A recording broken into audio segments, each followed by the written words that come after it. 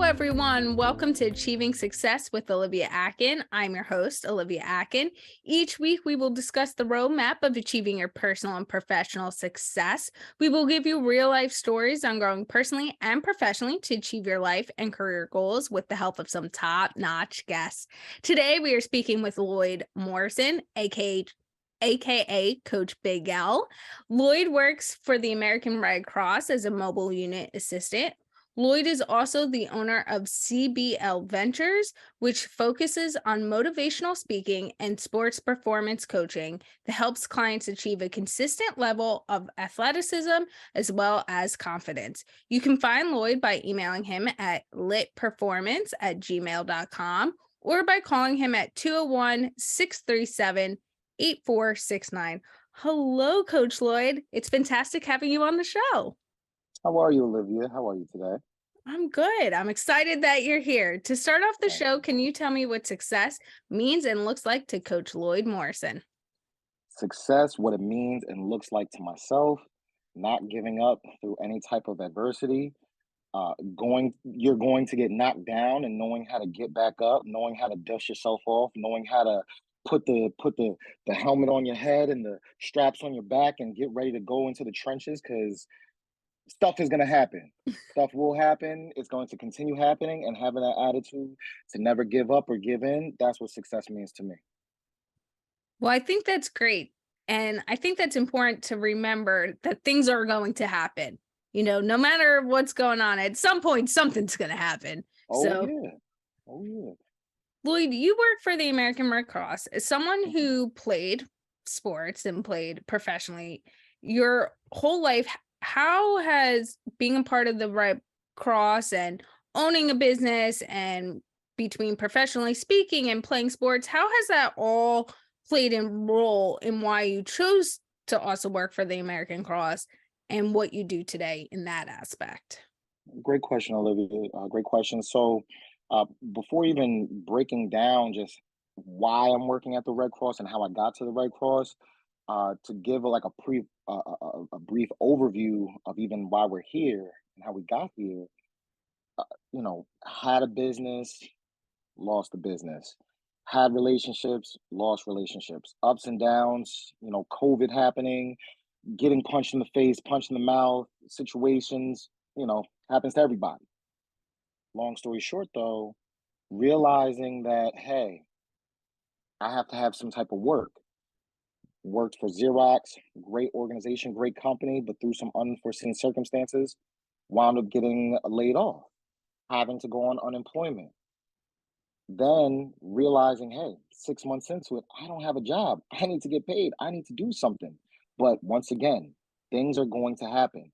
Not giving in, not giving up, not, allowing myself to get depressed because I know what happens when I get depressed. I know what happens around me and to other people when those things happen. So still trying to just encourage myself, stay positive, believe in myself, and kind of like Thomas the Tank Engine, slowly chucking along and going and going, eventually gaining confidence, eventually gaining courage, eventually gaining the ability to say, you know what, I can do something. Asking people in my network and my friends for help. Once doing that, getting the opportunity to go on meetings in situations that people can help me. Eventually landing a position at the Red Cross. And towards the Red Cross, their mission is to help people. Their mission, I mean, they say, hey, one donation could save 3 lives. Hmm. Right away, I'm going into a position where it's like, hey, I got a job where I haven't worked in 6 months. Now I got a job where I'm like, hey, okay, I'm saving people's lives. So that's how I got into that position, and that's why I like working for the Red Cross. And what is it like as a mobile unit? Can you explain what that is and how that kind of operates in your day to day? Because as someone who's spoken to you on many occasions, that can alter. And there can be moments of realization, at least when we've talked about it, of like, oh my God, I'm going into a situation where, like you just said, it really does affect people's life. Giving blood or, being that mobile unit, you are saving someone's life by Yeah. providing that. So day to day would be we go to a test site, a doning site. and say a church, say a school, an office building, a police station, a field. We will go to the site, we'll set up the unit. Once we set up the beds, the machines, the screening areas, the blood beds and blood unit and everything, donors come in. Something I'll do is I'll greet, I'll ask very personal and private information. So, customers, well, not just customers, donors being able to see us and see myself and realize, hey, they're in good hands. They're about to have a 2-inch needle, very thick needle in their arm drawing blood. For some people that can be very intimidating and scary. So seeing people that care about them, that respect them, that want them to come and donate, that's very big, that's huge. But then also being able to have conversations with people. See, my side hustles or my secondary with CBL Ventures is my motivational speaking.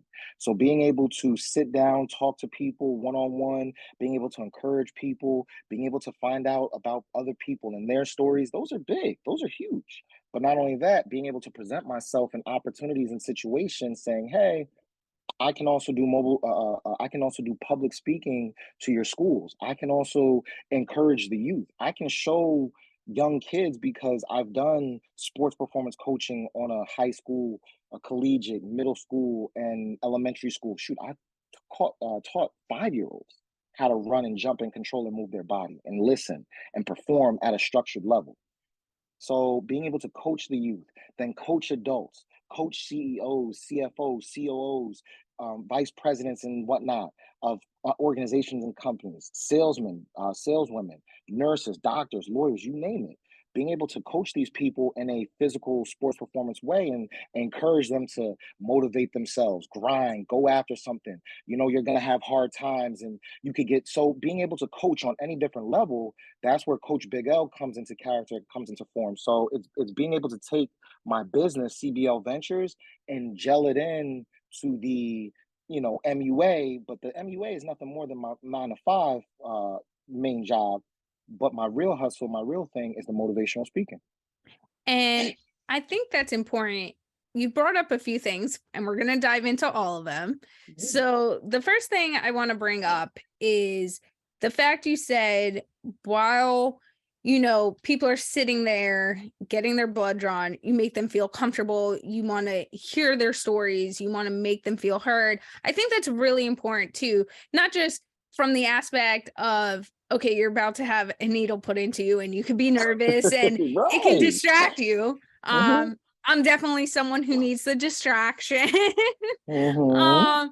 So I can say from personal experiences that, I don't want to see the needle. I don't want to even know what's happening. Right. You don't want to So, know what's happening. right. So that is a very good skill to have. And that a lot of people you can then kind of feel comfortable and real true conversations can be had. And it also is a great thing, I think, that when you go into these different environments, whether it's, like you said, schools where you might be talking to teachers or students or police stations, making individuals feel heard and validated too. You never know what their own experiences might be or what relationship you could build because, like you said, that's a great networking platform too, is once you kind of get comfortable and someone's comfortable, you tend to open up more, no matter the situation.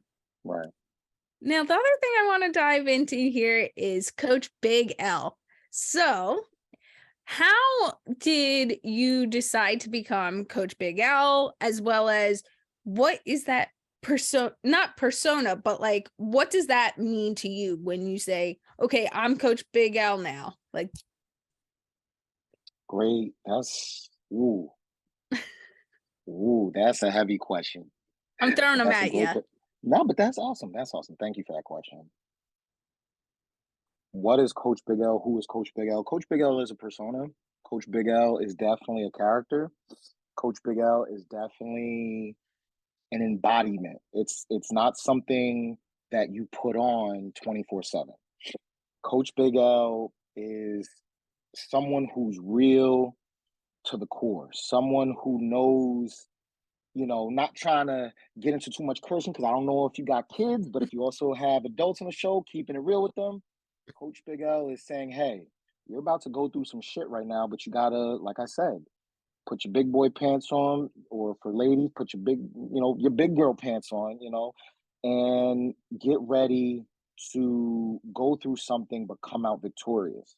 And when you come out victorious, not only do you capitalize on the situation, but you also help another capitalize on their situations and create a chain of positivity. So all that is a whole nutshell, and I know it's a tangent, but to bring it all together, Coach Big L is one big ball of positivity that you can't harness 24/7, because let's face it, there's some stuff that happens in the world where you got to be realist.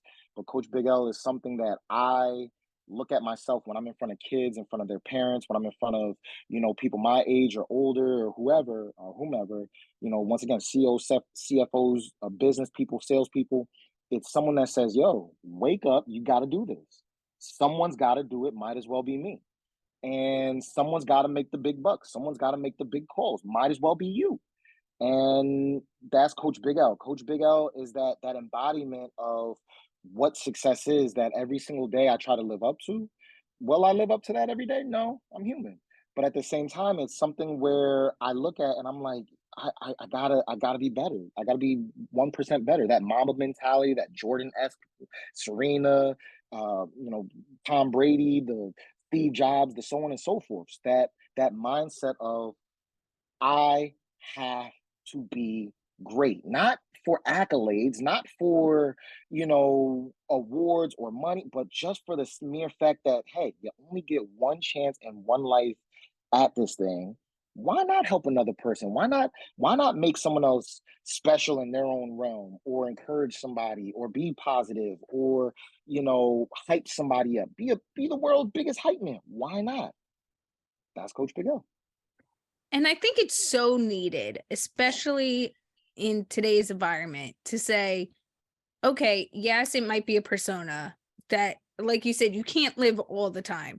We all need downtime, whether it's a you create a persona for yourself or whatever it might be, to get challenge yourself through different times, or you're in a certain environment. But you also are creating an environment where you're saying, okay, you're going to have the challenge. What's the challenge? Let's get through it, as well as changing the mindset while you're changing other things. Mm, And you I said think, it. and I You said think it. that's really important in the idea of, we talk about, and we're going to dive into this a little bit more, the coaching from an athletic standpoint of, Mm, okay, we're going to go work out. You're going to run drills. You're going to do this. You're going to do that. But what I really like about what you're doing is it's not just coaching. You're not just building a skill, a physical skill. You're also helping individuals challenge their mindset. And I feel like in especially a lot of situations, it isn't just building a skill. You need both. There are two parts that come together and create, can alter your life. So for you, how do you integrate the changing of mindsets in your coaching and your speaking through the integration of sports as well, throughout all different ages? Because you coach everyone. Coach everyone. That whoo, you asking some loaded questions. You asking questions where you can go many different ways with, but I'll tell a story and then I'll tell how it relates. Okay. We'll leave those, and then I'll tell an acronym skill set. So the story is, I got a scholarship to Fordham University my freshman year. It's the Division One school, and right away, I'm playing as a freshman. And then I want to say second or third game into the season, I got a little tired. I missed two meetings, and I wound up missing a trip to Ohio, Dayton, Ohio, and playing in the game. And then the next game, I got suspended. Obviously, the Dayton game, I got suspended, and I was like, "Damn, I haven't sat out football in a couple of years. Like, this sucks. Like, not playing, but practicing, but not playing sucks." So it just something in me snapped, and I was like, "Hey, if I got to wake up at 3 or 4 in the morning and go to the locker room and shower there and brush my teeth there, I will." So I started doing that. And, the way I trained, the way my mindset and my skill set, Years later, same thing in school. Some things happened, had to change my mindset, my skill set. And next thing you know, I'm starting, I'm getting accolades, awards, and getting looked at by the NFL. Then how we relate that to today through an acronym, obviously the learning is, hey, hard work, dedication, perseverance, having a discipline relates to the acronym, which is drills. So I created this a long time ago, but drills mean discipline, responsibility, integrity, listening, and laughing, and always having a smile. And you have those skill sets, those things of drills, and you drill it into you, to be disciplined in yourself, responsible. You got to have the responsibility, the integrity, of yourself and of others, the listening, because you got to listen to people, you got to learn, you got to laugh, but just smiling, always having a smile. I always say to, a lot of athletes, shoot them with a smile. And when you say that, you say shoot them with a smile. You have the discipline. You do the things you have to do in life. Things tend to happen for you, to you, around you, and within you, and you start to gain that knowledge and that wisdom in life, and you start to realize, well, wait a minute, if I do A and I mix it with B, the outcome is C. So let me keep doing A and B and see what happens. And that's what started happening to me. And that's what I try to start teaching the youth, but not only the youth, but a lot of, people just in the world, because hey, we all lose sight of what got us to where we got to sometimes. And we all get a little complacent. We all get a little cocky. We need that constant reminder, those drills to say, yo, hello, get back to who you are. And I think that's something that is accurate. When you get complacent, sometimes you get comfortable in what you are. So you forget.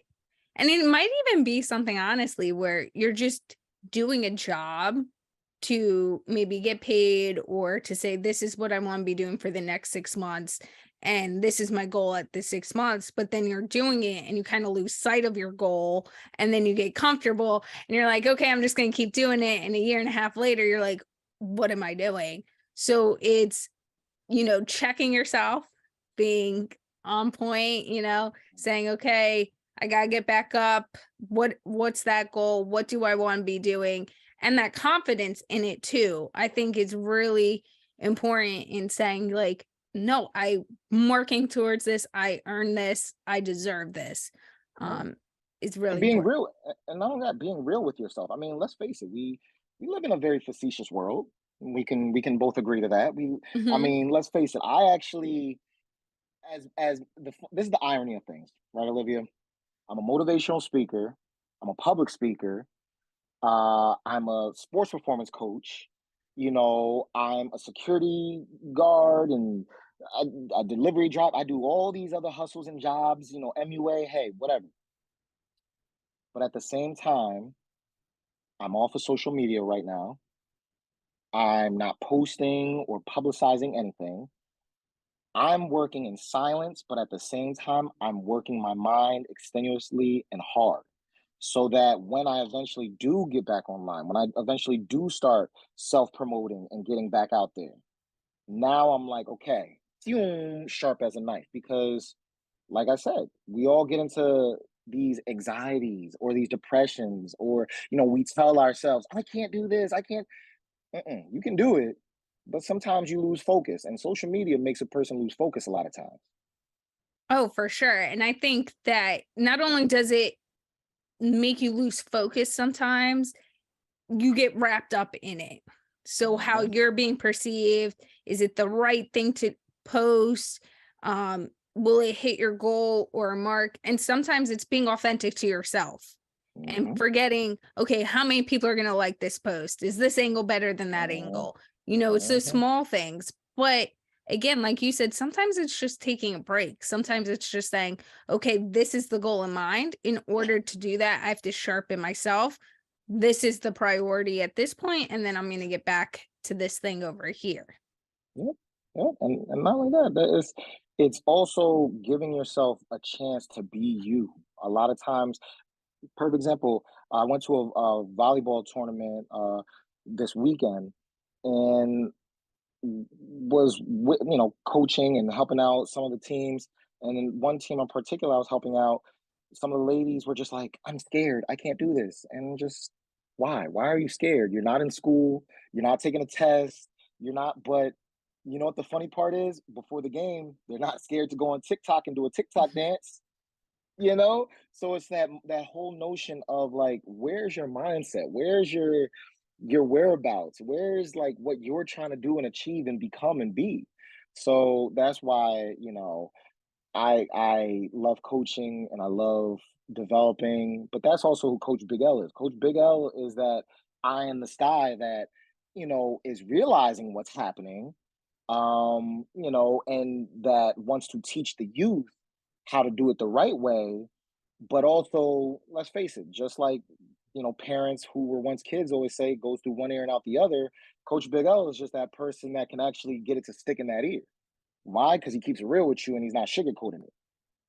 And I think that's one thing we definitely have in common. I keep it real. You want to know what? And I think people appreciate that, whether it's through the podcast, the coaching or speaking I do, or, connecting with you and just saying, okay, what's going on? What are your side hustles? What are your goals? What are you trying to do? Let's see what we could do. I think keeping it real and honest then also keeps the level of expectation that's real and honest. Oh yeah. I mean, for me, I'm trying to do it all. I got, my father asked me a long time ago when I was getting recruited for colleges. He said, "What do you want to do in life?" And I said, "I want to go to Cornell," because I actually was being looked at by Cornell, who has one hell of a hospitality management program. And I said, "I Yeah. want to go to Cornell and I want to own a chain of hotels." And he went back and forth with me and was trying to act like I can't own a chain of hotels. I was like, "Why not?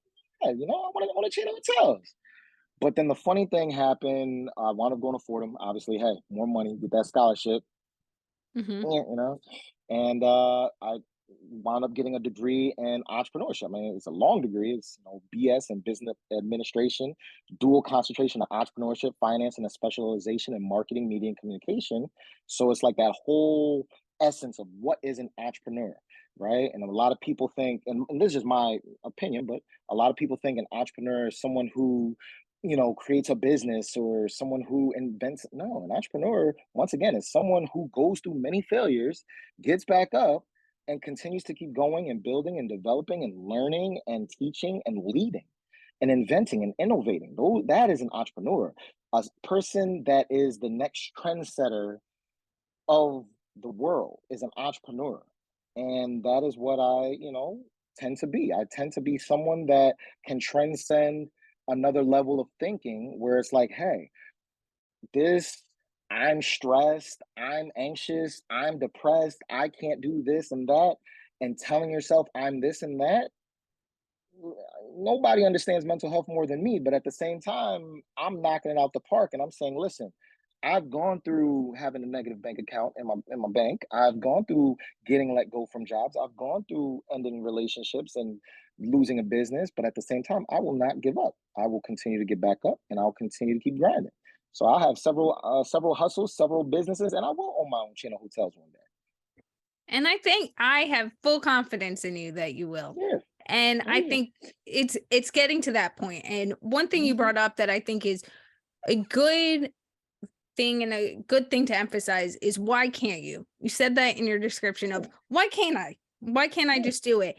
And really asking yourself that question. And I think that's a key takeaway there is why can't you? One thing I've always done, whether it's in a professional setting or just having conversations, and it's actually, I learned it's called the 5 whys in Oh. recent years. And it's called the Mhm. 5 whys because the theory is if you continue to ask yourself why, or in a business setting, you keep asking the question why, you're going to get to the point where it answers the question. You might have to go through a few renditions, but you're going to get to that point. And when I was in college, I was in a case competition to start a company. It's a company that comes around to universities and colleges and does a massive competition. And it's called Startup Weekend, and they help startups get off the ground. And I was on a team of friends of mine and we're building this company. And I just kept sitting there for like an hour going like, okay, well, why would that fail? Or why will that work? And I just kept asking. And they finally got to the point with me. And they're like, why do you keep challenging? Like, why are you trying to make it hard? Like, why are you like sitting there trying to come up with all the reasons it's not going to work? And I said, because coming up with all the reasons on why it can't work, you're going to figure out exactly why it can work. And by asking yourself that, and I do that to my friends too. And even in business settings, I'm like, okay, well, how can that go wrong? Or why shouldn't I do that? And when having those conversations with anyone, you kind of, by the end of the time, the other person you're challenging gets to the bottom of it, or yourself gets to the bottom of it, get to a point, go, oh, actually, this is the formula. This is what's going to make, the perfection that I'm trying to do. Well, you know what's funny, Olivia, is that we have, once again, this term, this disease, this word. First off, words are very powerful. Words mean something. Every single word, every breath you take means something. Listen, I have full respect for all religions or people who aren't religious, right? But at the same time, me myself personally, I am a Christian, and the phrase in the Bible that is Philippians 4:13 that says, "I can do all things," really means something to me. To the point where we live in a world where there's a shit ton of people and news and everything that says you can't do this because you're black, or you can't do this because you're a woman, or you can't do this because you're small, or you're poor, or you live paycheck to paycheck, or this or that. And it gets so depressing where there's a bunch of people in this world like zombies.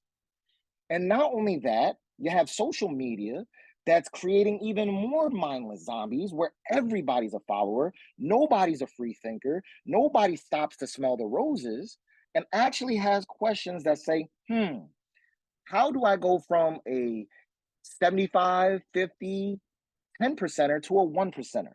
How do I do that? So, how do you study?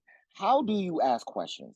How do you thirst for knowledge? How do you communicate with people? How do people do this?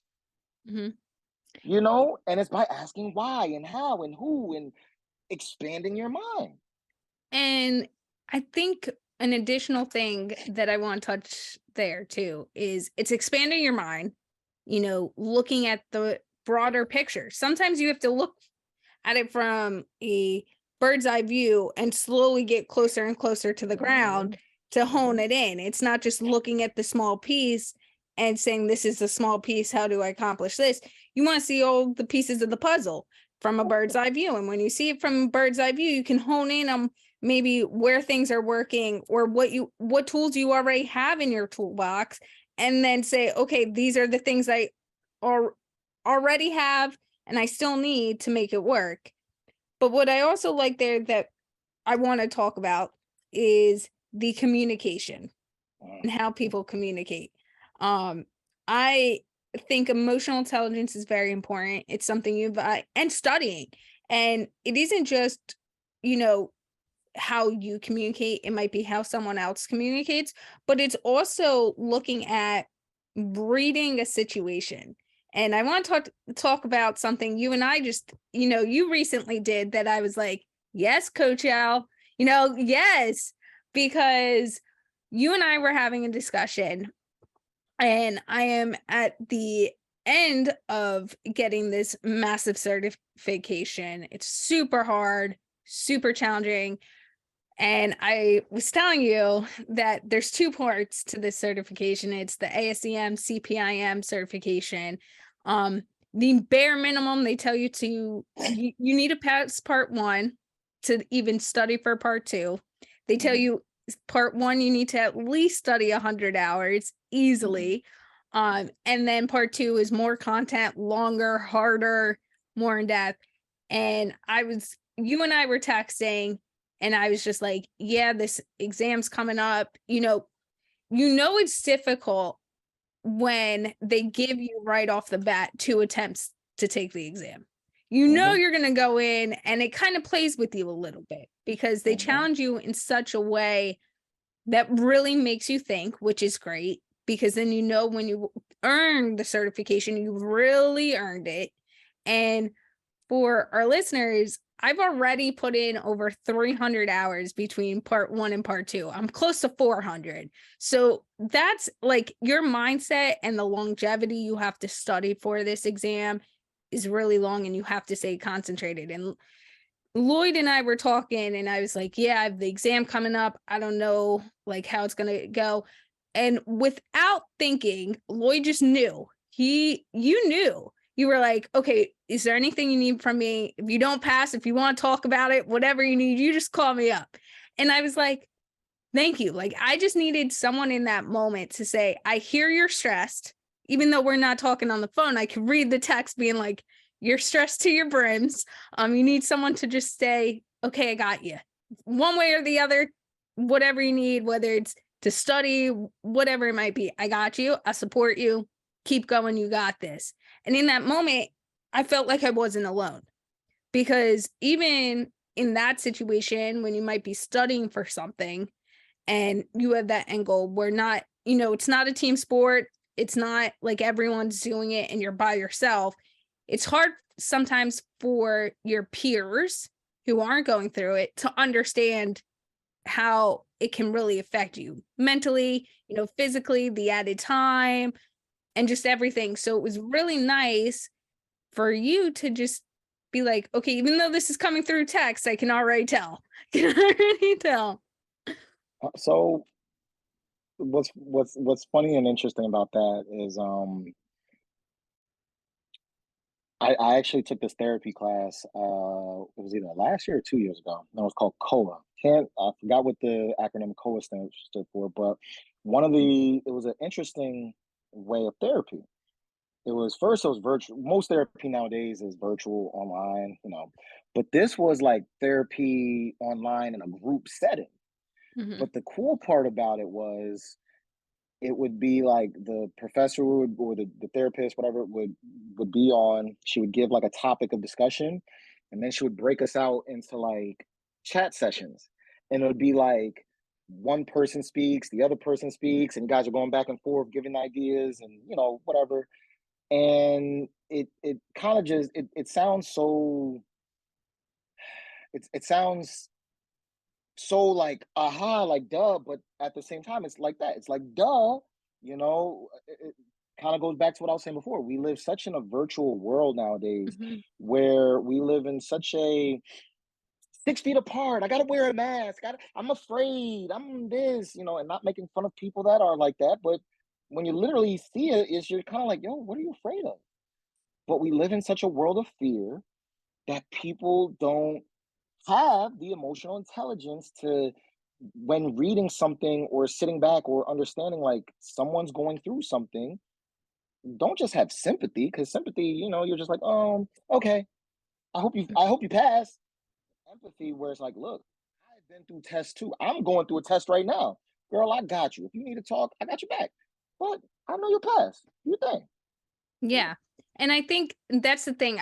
People always ask me a similar question of like, how can I read a text and sit there and go, okay, no, we need to touch upon this. Let's dive into it a little bit more. If you're stressed, just continue to text me. Like, I got you. And when my friends ask me that, they're like, how do you know? I've had a ex say to me, I've kept in contact with him, and I could just see sometimes by social media posts or something he might say in a group chat that we're all a part of, that something just wasn't hitting right. He was having an off day, whatever. And I always then would follow it up with a side text like, hey, you good? What's going on? You want to talk about it? You seem a little off in our conversations. When you know how, especially your friends, because right now we're still very much in a virtual world. There's people who only work virtually, and depending on your personality, that could be great, but it could also kind of like shift. It could not be such a great thing all the time. And it's understanding those tones of sometimes, yeah, I'm stressed. You know what? Yeah, I'm not totally comfortable with this. And that person came back to me, and I'll never forget this. He goes, "You were the only one. You were the only one that realized that even when I wasn't vocalizing, I needed someone to hear me. You heard me." He goes, Mhm. "How did you know that?" And I said, "Because it's just paying attention. When you pay attention, your own emotional intelligence will go up. People will see that like you're really validating what's going on in their lives. You're reading, it's like reading a room. If someone's Mhm. feeling uncomfortable and you know the cues to look for, you can really read a room. And that is like, do they look uncomfortable?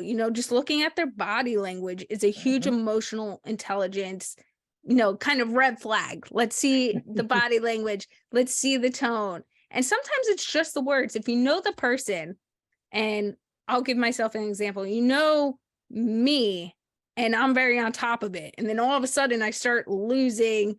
Okay, let me get this done. Let's get it out. Let's like hang out. That kind of things that I'm usually good at. That might be a time to check in on someone. Oh, they're not being themselves. It might be a little thing, but just knowing you're there. It's those emotional intelligence movements, the mind games, as one might say. You want to know something interesting about me? So I'm a nerd, right? I love Japanese and Asian anime and mangas. Uh, I love to listen to audiobooks and podcasts, but wait, there's the kicker. One day I would love to be a grandmaster in chess. So right now I have this game. I have the chess game, I think it's like iChess. Anybody want to play me? It's Coach Big L on iChess. But anyway, and every day I pretty much play like 3 to 10 games of chess every day. I love losing. In a weird way, I hate it, but I love it because it makes me better. But it also makes me look at everything from different angles. I mean, you can approach one thing one way and go down the rabbit hole of thinking it's going to end up the same way, and then it goes a different way. Just like life, right? Just like reading a room, reading a situation, reading people's personas. Going back to kind of what you were saying before, people being able to study. You know, we live in a very virtual world. We live in a world where, you know, levels of thinking, uh, kids, let me backtrack. Kids, babies know how to play with phones before they know how to speak. Okay. Babies know how to get onto the internet before they know how to walk. Okay. We live in that type of virtual world where that is both a positive, but also a very big negative. And what I'm trying to kind of going also back to what I was saying, being that entrepreneurial spirit, is trying to knock on the metaphorical door of a child or even adults mindset and say, hey, wake up, because it's very easy to get lulled into that realm of I'm anxious, I'm depressed, I can't do this, I'm mad, I'm angry, I'm all these negative things that you're telling yourself instead of just saying, yo, you can do it. Is it hard? Yeah, but why? Like a good coach in front of mine said, enjoy the stank. Enjoy the suck. Like you got to enjoy it, right? When you embrace the shitty parts, imagine what happens when the great parts happen. you know, like if you enjoy the bad parts, ooh, when those wins actually do start happening, it will happen. You're going to be an unstoppable force. And I totally agree with that. And I think enjoying the lows or those losses or the rough times will make you appreciate the wins even more. As well as you can't just wait for the wins to happen. No, Like you no, still have to live your life, you still have to enjoy it, and you never want to look back because you never know how low that low point might be. You might not know how long it might last. But at the end of the day, you have to still do the things you love, the things that make you happy. Surround yourself with the people that make you happy. Because if you're not enjoying life today and you don't know what tomorrow might bring, you don't want to look back and say, I no. did not enjoy life to the fullest. I did not do everything I wanted to do. I didn't take those moments and really appreciate them. The shoulda, coulda, wouldas. Mhm. Never, ever, ever in life get a case of the shoulda, coulda, wouldas. That's the worst, man. When you're like, oh man, I should have did this and I could have did that and wish I would have. It's a lot better and easier. You know, listen, people are going to pass around you all the time. You're here today and gone tomorrow. That it's as morbid as that sounds. That's just the real reality of it. We are not meant to be here forever. I literally just had a conversation with someone the other day, like, the Earth has been around for a couple billion years. Like, I wonder what's going to happen when the sun goes. But it's just a foolish conversation. But nevertheless, I mean, hey, we're not getting any younger. Things around us are changing rapidly. We're too involved in the world to be stressed about politics and religion and war and famine, rather than, hey, how can I better the next man, which then can better me and better them and they and ours and us. And I'm about community and unity and how do we build a team and an environment, because nothing great was ever done alone. And that's always been my mindset. That's always been who I am. But also with that, it also starts with me, because it's like, hey, how do I become a leader of myself so that I can lead others? And then also, how do I follow the right teachers so that they can lead me to helping leading others? So those are the questions that I ask and that I go by, so that it overall just develops my mindset. And how do you develop that mindset? Even sometimes when it might be harder to, or you might not feel like you want to sit there and kind of say, because we all have those moments, right? Oh You yeah. don't, Oh yeah. it's We're all hard. lazy. Listen, Well, I used to. it can even be like, it's been a rough day. I don't want to dive into that. So how, even in those moments, do you make sure you're having that mindset and, growing yourself to grow others? Because I think that's important. And what you said was the fact that you have to grow yourself in order to help the man next to you. And it is all about a community, because if you are part of a group in any way, whether it's family or professionally, when you succeed and the man next to you succeed, you all succeed. Live, I'm gonna break down two science things for you. So one is uh, homeostasis. Okay, a body at rest wants to stay at rest, pretty much. So hey, to kind of go back to what you were saying before, um, we're lazy by nature. You tell the body get up and go work out. Yeah, you may love it, but if you had a hard day at work, or you didn't eat and you're crouchy, or someone, your eggs got on your nerve, whatever, you're gonna be like, I don't want to, I don't want to do that today. So being able to get out of that, I don't want to, because the body wants to be at rest. And the next science thing, an object in motion stays in motion, right? So how do you get that? Once you start gaining momentum, how do you continue to build momentum? And with me, I'll go into my third point. Having a team helps you have motion, because let's face it, when you start to roll steam and on days that you don't feel like doing nothing, having quality friends, having quality people. Les Brown used to say it all the time, only quality people, right? Only having quality people in your life helps you sustain that momentum of bettering yourself and bettering your values and bettering your community and bettering your success. you know Not using people, but leveraging and working with people. People using your platform, you using their platform, you helping another person out, them helping you out. Kid pro quo, kind of, washing each other's hands. That builds, and that creates that steam to keep going. And that's how I kind of learned from it. That, and just also, once again, studying the greats. Looking at, I saw a documentary with Serena Williams' coach. You look at Michael Jordan's trainer. I read his book Winning, Tim Grover. Like, it's how you not only surround yourself, but just how much do you want it. I have this quote that I say, someone's got to do it, might as well be me. Well, that's my mantra. How bad do you want something, right? Like, if I say, hey, I want to do this, well, I got to figure a way out. Like, I'm not going to just wake up with $10 million to go invest. I gotta find a way to make it. So, you know And I think that right there, the statement of if someone has to do it, why can't it be me?